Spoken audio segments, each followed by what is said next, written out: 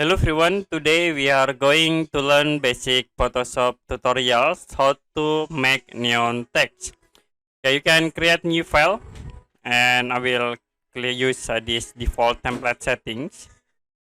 Now you can change background color, like I will set into black, and we create for text with this text tool. So we set the names into Mufasuket. You can resize this text object like this.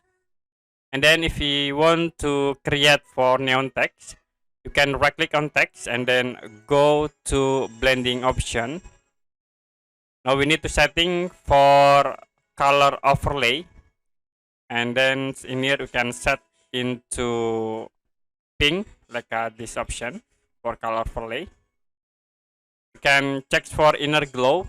You can set inner glow into white color. And then for opacity, you can set into 100. You also can set for stroke in here for size. This is for size, like this. If you done, we need to set for outer glow over. You can click here, outer glow. And then we can set for the color in this outer glow into pink, or the other color as you want, and you can set for opacity at this point. After it, we can set for spread size, and then for size in here. The other option, you also can change for ranks. This is for ranks, and if you done, you can click OK.